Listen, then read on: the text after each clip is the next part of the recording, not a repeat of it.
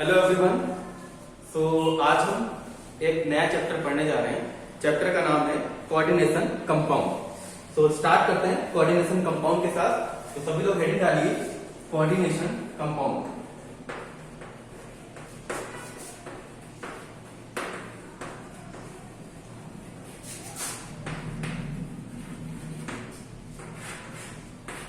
Coordination compound. Coordination compound पढ़ने से पहले हमें पता होना चाहिए कि कोऑर्डिनेशन कंपाउंड होता क्या है। ठीक है, तो अगर हम बात करें कोऑर्डिनेशन कंपाउंड की डेफिनेशन की, तो यहां पर लिख सकते हैं coordination compound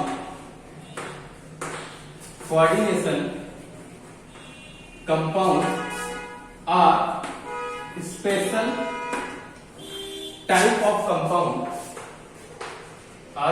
type of compound in which central metal atom is surrounded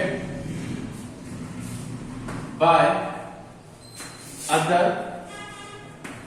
atom beyond their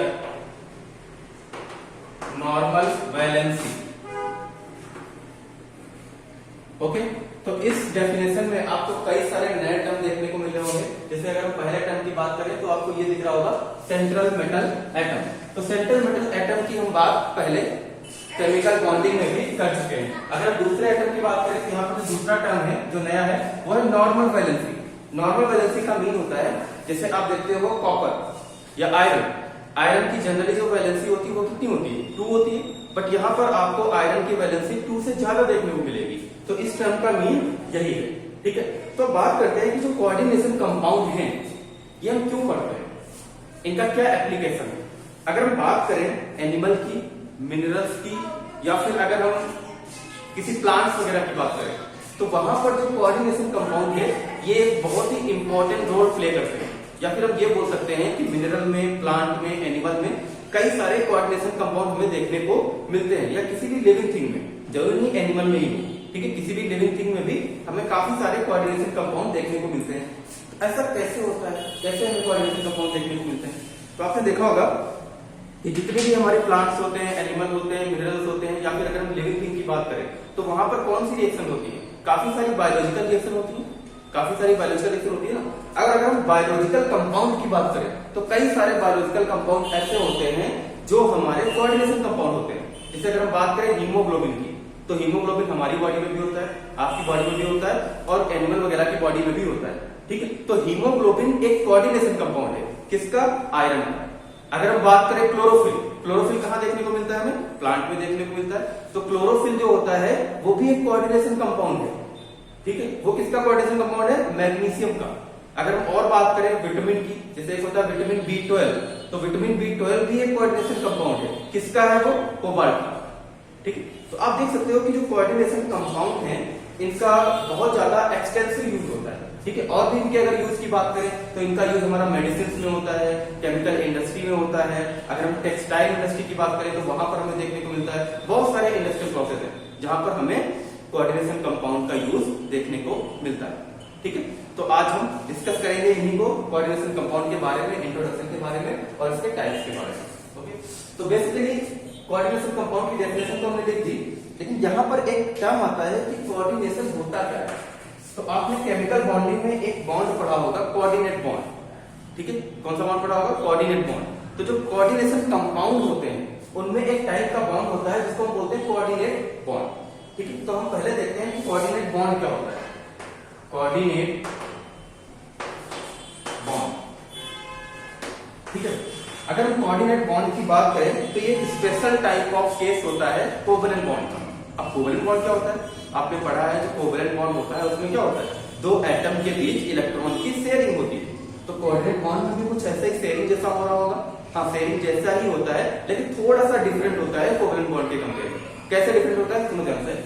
जैसे मान लेते हैं कि मैं और मेरा फ्रेंड एक ही क्लास में पढ़ते हैं। ठीक है, मैं और मेरा फ्रेंड एक क्लास में पढ़ते हैं, दोनों क्लास आते हैं और अपना अपना टिफिन लेके आते हैं। ठीक है, तो अपना अपना टिफिन लेके आते हैं, तो अपना अपना खाना खाएंगे, लंच करेंगे क्लास में। लेकिन एक दिन क्या होता है, एक दिन मेरा फ्रेंड लंच लेकर नहीं आता और मैं लंच लेके आता हूँ, तो मैं क्या करूँगा, मैं जब लंच होगा तो उसको भी खिलाऊंगा ना खाना। तो उसमें हुआ क्या, हुआ ये कि लंच लेके मैं आया था, मेरा लंच था, लेकिन उसको शेयर दोनों लोगों ने किया, मेरे फ्रेंड ने और मैंने। तो कोऑर्डिनेट बॉन्ड भी कुछ ऐसा ही होता है। इसमें जो इलेक्ट्रॉन पार्टिसिपेट कराता है वो एक एटम कराता है, लेकिन जो शेयर करते हैं वो दोनों एटम करते हैं। ठीक है, जैसे मान लेते हैं कि हमारे पास एक ए है और एक बी है। अब बी के पास 2 इलेक्ट्रॉन है, ठीक है, तो जो इलेक्ट्रॉन पार्टिसिपेट कराएगा वो कौन कराएगा, बी कराएगा, लेकिन जो शेयरिंग होगी वो दोनों की होगी। ठीक है, जो शेयरिंग होगी वो दोनों की होगी, इसी को हम बोलते हैं कोऑर्डिनेट बॉन्ड। ठीक है, फिलहाल इसको हम केमिकल बॉन्डिंग में पढ़ चुके हैं, तो यहां पर हम देखेंगे कि कोऑर्डिनेट बॉन्ड क्या होता है। It is bond form between Lewis acid and Lewis base. Okay, तो कोऑर्डिनेट बॉन्ड क्या होता है, जो लेविस एसिड और लेविस बेस के बीच बनता है उसको हम बोलते हैं कोऑर्डिनेट बॉन्ड। यहां पर ठीक है, अगर हम मान लेते हैं बी हमारा क्या है, लेविस बेस है, ठीक है, और ए मान लेते हैं हमारा लेविस एसिड है, ठीक है, तो इनके बीच कोऑर्डिनेट बॉन्ड ऐसा कुछ बनेगा। ठीक है, कोऑर्डिनेट बॉन्ड ऐसा बनेगा और इसको हम एरो से रिप्रेजेंट करते हैं। कोऑर्डिनेट बॉन्ड को कैसे रिप्रेजेंट करते हैं, एरो से रिप्रेजेंट करते हैं। ठीक है, तो आई होप ये सारी चीजें आपको क्लियर होगी, आप ये नोट डाउन कर लो, फिर हम आगे बढ़ते हैं।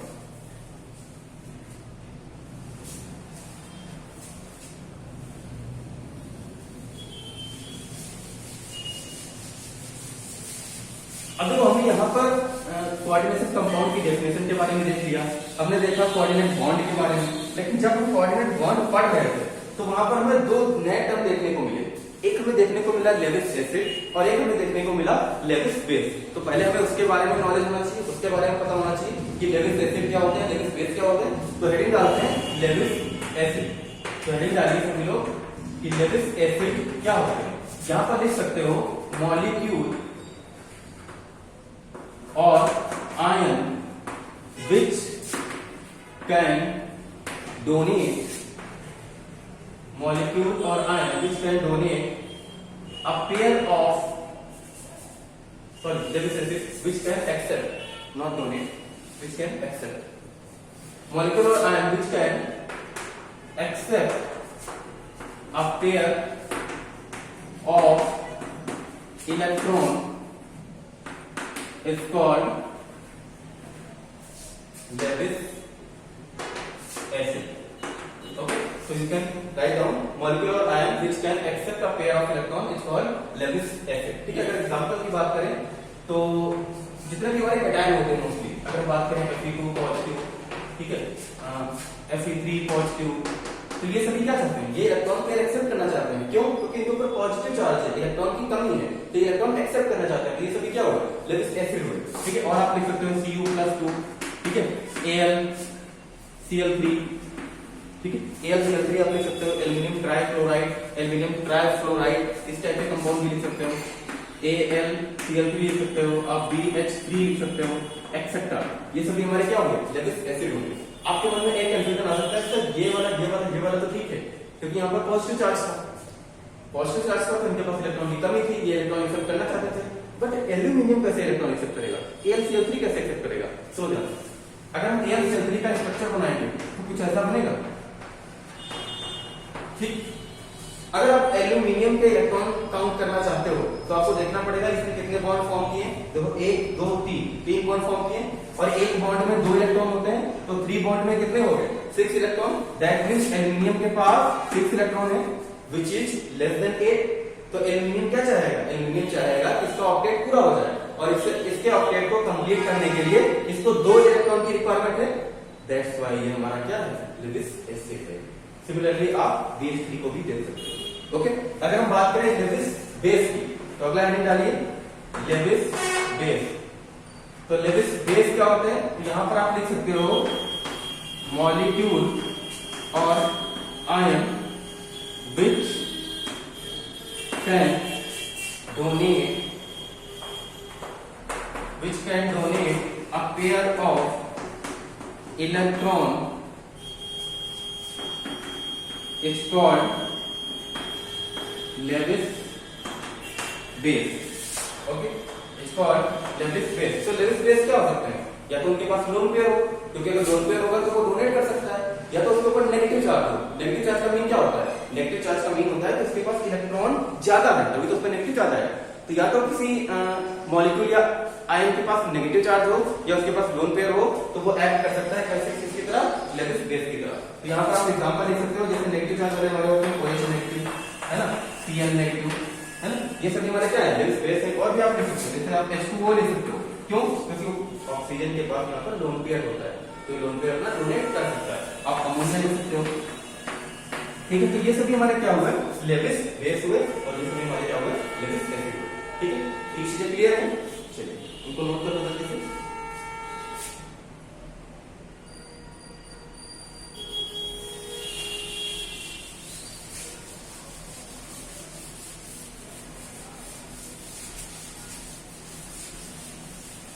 इसके बाद हम देखेंगे टाइप्स ऑफ कंपाउंड। कंपाउंड के क्या टाइप्स होते हैं, कितने टाइप के कंपाउंड होते हैं? तो रेडी करिए, टाइप्स ऑफ कंपाउंड। देखिए हम टाइप्स ऑफ कंपाउंड की बात कर रहे हैं, हम ये नहीं बता रहे हैं कि types of coordination compound. Types of coordination compound भी पढ़ेंगे, बट अभी हम टाइप्स ऑफ कंपाउंड की बात कर रहे हैं। तो टाइप्स ऑफ कंपाउंड में आप पहला कंपाउंड लिख सकते हो। पहला टाइप जो है वो है सिंपल कंपाउंड। सिंपल कंपाउंड क्या होता है? तो सिंपल कंपाउंड क्या होता है? अगर आप किसी कंपाउंड को वाटर में डाल दो, वाटर मींस एक्वस मीडियम, अगर आप किसी कंपाउंड को वाटर में डाल दो और वहां पर आपको एक ही टाइप का कैटायन और एक ही टाइप का एनायन मिले। आई रिपीट, अगर आप किसी कंपाउंड को वाटर में डालो और वहां पर आपको एक ही टाइप का कैटायन मिले, एक ही टाइप का एनायन मिले। अभी कैटायन क्या होता है? कैटायन वो होता है जिसके ऊपर पॉजिटिव चार्ज होता है, एनायन वो होता है जिसके ऊपर नेगेटिव चार्ज होता है। तो अगर आपको एक ही टाइप का कैटायन और एक ही टाइप का एनायन मिल रहा है, तो वो हमारा सिंपल कंपाउंड होगा, ठीक है। अगर एक से ज्यादा टाइप का कैटायन और एक से ज्यादा टाइप के एनायन मिल रहे हैं, तो वो हमारा डबल कंपाउंड होगा, ठीक है, डबल सॉल्ट होगा, ठीक है। इसको सिंपल कंपाउंड या सिंपल सॉल्ट भी बोलते हैं, ठीक है। तो यहाँ पर आप ब्रैकेट में ये भी लिख सकते हो, इसको सिंपल सॉल्ट भी बोलते हैं, सिंपल सॉल्ट भी बोलते हैं, ठीक है। तो जैसे यहाँ पर आप देख सकते हो definition, it give only one type of cation and one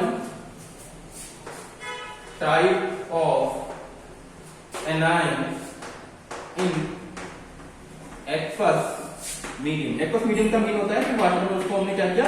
dissolve किया, तो एक ही टाइप का कैटायन मिला, एक ही टाइप का एनायन मिला। जैसे आप एग्जांपल देख सकते हो NaCl, ठीक है। NaCl को जैसे ही पानी में डालोगे तो ये किसमें ब्रेक होगा? Na पॉजिटिव और Cl नेगेटिव। तो देखो एक ही टाइप का आपको कैटायन मिल रहा है, एक ही टाइप का एनायन मिल रहा है। तो NaCl हमारा क्या हुआ? सिंपल सॉल्ट हुआ। क्या हुआ? सिंपल सॉल्ट, सिंपल कंपाउंड हुआ, ओके। अगर हम बात करें KCl की, तो KCl को जैसे ही आप पानी में डालोगे तो आपको K पॉजिटिव मिलेगा और Cl नेगेटिव मिलेगा। तो देखो एक ही टाइप का कैटायन मिल रहा है, एक ही टाइप का एनायन मिल रहा है, तो ये भी हमारा क्या हुआ? सिंपल सॉल्ट हुआ, ठीक है। और भी आप देख सकते हो, अगर हम बात करें MgCl2, तो देखो जैसे आप इसको वाटर में डालोगे तो आपको Mg2 पॉजिटिव मिलेगा और 2 क्लोरीन नेगेटिव मिलेंगे। आप बोलोगे सर ये कैसे सिंपल सॉल्ट है? आप तो बोले थे एक ही, अरे एक ही नहीं बोले थे, एक ही टाइप बोले थे, ठीक है। देखो एक ही टाइप का तो कैटायन मिल रहा है, एक ही टाइप का तो एनायन मिल रहा है, दो मिल रहे हैं तो क्या हुआ?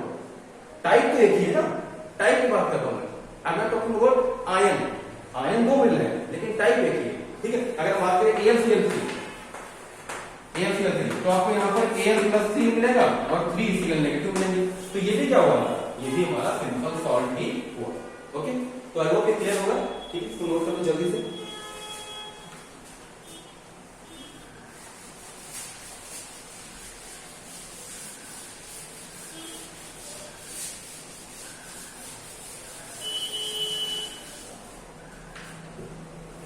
दूसरा टाइप देखो, डबल सॉल्ट या डबल कॉम्प्लेक्स कंपाउंड जिसको बोलते हैं, ठीक है।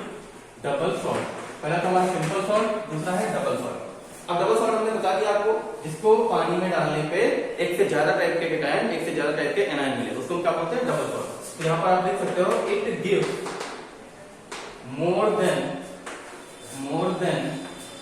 One type of cation and anion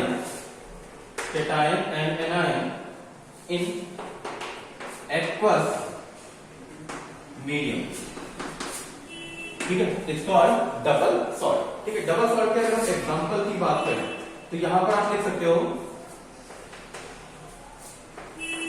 KCl dot MgCl2 dot 6H2O, ठीक है, KCl MgCl2 डॉट 6H2O, इसको हम बोलते हैं कार्बोनाइड, इसको हम बोलते हैं कार्बोनाइड। ठीक, तो अब देखो यहां पर अगर आप इसको वाटर में डालोगे तो आपको एक तो ये KCl है ना, KCl ब्रेक होगा तो आपको क्या मिलेगा, K पॉजिटिव Cl नेगेटिव मिलेगा, नहीं मिलेगा। आप जब इसको वाटर में डालोगे तो ये भी तो ब्रेक होगा, तो यहां से आपको Mg2 पॉजिटिव मिलेगा, ठीक है, और यहां से Cl नेगेटिव मिलेगा, तो वो यहीं पे आ जाएगा। तो देख लो एक से ज्यादा टाइप के आपको कैटायन मिल रहा है ना, तो ये हमारा क्या होगा, डबल सॉल्ट। ठीक, और एग्जांपल लिख सकते हैं जैसे FeSO4 डॉट NH4 का whole twice SO4 dot 6H2O, इसको हम बोलते हैं मोहर सॉल्ट। क्या बोलते हैं, मोहर सॉल्ट। ठीक है, इसको भी जब आप वाटर में डालोगे तो आपको देखो एक तो आयरन का आयन मिलेगा, ठीक है, Fe2 पॉजिटिव, एक आपको SO4 का आयन मिलेगा, SO4 नेगेटिव, एक आपको अमोनियम आयन मिलेगा NH4 पॉजिटिव। तो देखो एक से ज्यादा टाइप के कैटायन आयन मिल रहे ना, तो ये भी हमारा क्या होगा, डबल सॉल्ट होगा। ठीक है, और एग्जांपल लिख सकते हैं, ये इंपॉर्टेंट एग्जांपल है काफी, एलम, पोटास एलम बोलते हैं, क्या बोलते हैं, पोटास एलम। पोटास एलम का फॉर्मूला होता है K2SO4 डॉट Al2, कई बार ये फॉर्मूला भी एग्जाम में पूछ लिया जाता है, Al2SO4 का होल ट्वाइस डॉट 24H2O। ठीक है, पोटास एलम का यूज क्या होता है, ब्लड क्लॉटिंग में, जब आप कभी पैक वगैरह लग जाता है ना, जब पैक वगैरह लग जाता है तो क्या वो लगाते हैं, पोटास एलम लगाते हैं, जिसको आप फिटकरी बोलते हो। ठीक, नॉर्मल लैंग्वेज में फिटकरी भी बोलते हैं। तो इसको जब आप वाटर में डालोगे तो आपको क्या मिलेगा, एक तो पोटेशियम का आयन मिलेगा ना, एक आपको SO4 नेगेटिव आयन मिलेगा नहीं मिलेगा, एक आपको एल्यूमिनियम का आयन मिलेगा नहीं मिलेगा। तो देख लो एक से ज्यादा टाइप के आयन मिलेंगे आपको, तो ये भी हमारा क्या होगा, ये भी हमारा एक डबल सॉल्ट होगा। ऐसे आप कुछ एग्जांपल्स देख सकते हैं। फिर आप इन सॉल्ट के नाम याद रखना, जैसे मोहर सॉल्ट हो गया, कार्बोनाइट हो गया, ठीक है, पोटास एलम हो गया, क्योंकि कई बार ये नेम के साथ भी पूछे जा सकते हैं। ओके, चलिए ठीक है।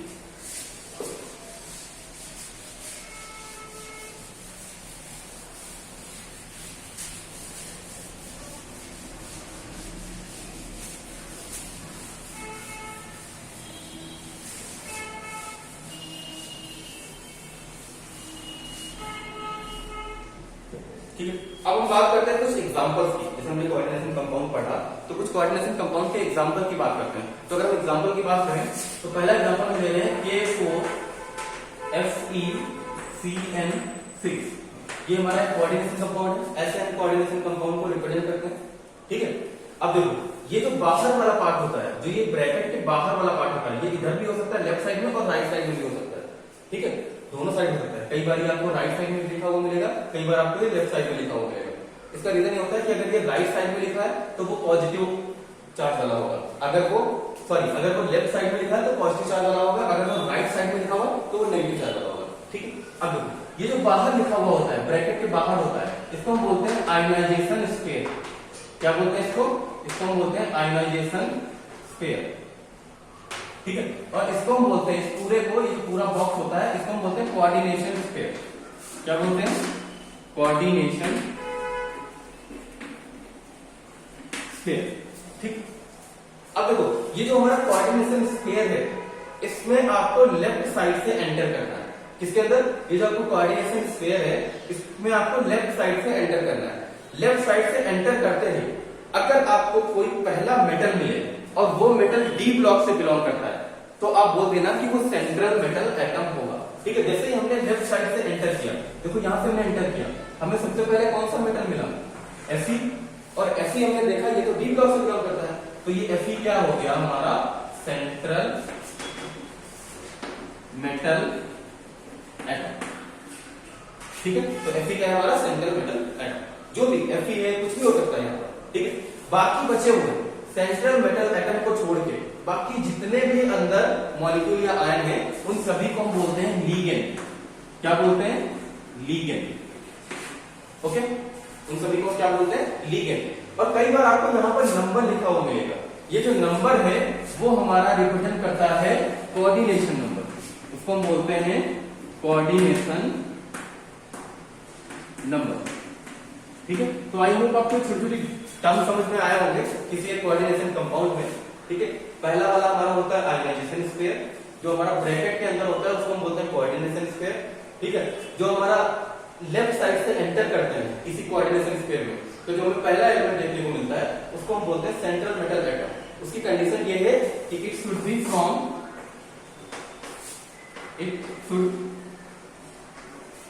Belong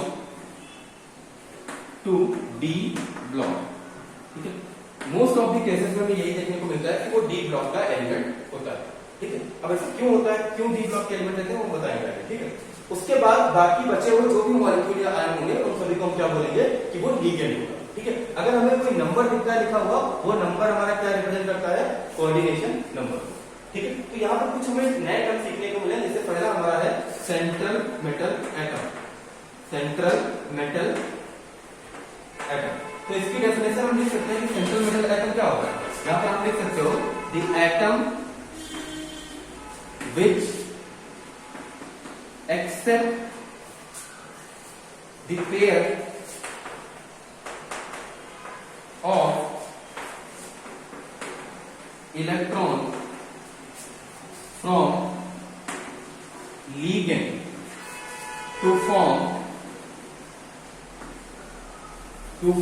coordinate bond, to form coordinate bond is known as central metal atom। ठीक है, जनरली ये हमारे डी ब्लॉक से बिलोंग करते हैं। मैंने जैसे आपको बताया कि कहां से बिलोंग करते हैं, डी ब्लॉक से बिलोंग करते हैं। जैसे आप इसमें एग्जांपल की बात करो तो Fe2+ Fe3+ CO+3 ऐसे करके आप बहुत सारे एग्जांपल लिख सकते हो। क्यों ऐसा होता है कि डी ब्लॉक वाले लिए जाते हैं, क्योंकि जो डी ब्लॉक वाले एलिमेंट हैं उनके पास वैकेंट डी ऑर्बिटल होता है। क्या होता है, वैकेंट डी ऑर्बिटल होता है इनके पास। तो वैकेंट डी ऑर्बिटल का क्या काम है, अरे अगर लिगेंड सेंट्रल मेटल एटम को इलेक्ट्रॉन डोनेट करेगा, देखो ना, देखो क्या बोला गया है, जो सेंट्रल मेटल एटम है वो एक्सेप्ट करता है किसको, इलेक्ट्रॉन पेयर को, या पेयर ऑफ इलेक्ट्रॉन को एक्सेप्ट करता है। तो अगर वो इलेक्ट्रॉन को एक्सेप्ट कर रहा है तो कहां पर रखेगा इलेक्ट्रॉन, रखने के लिए उसके पास वैकेंट ऑर्बिटल होना चाहिए ना, तो इसके पास वैकेंट डी ऑर्बिटल होता है। दैट्स व्हाई ये किसकी तरह ट्रीट करते हैं, सेंट्रल मेटल एटम। ओके, तो आई होप फिर आपको क्लियर होगा, नोट कर लो, फिर हम आगे बढ़ते हैं।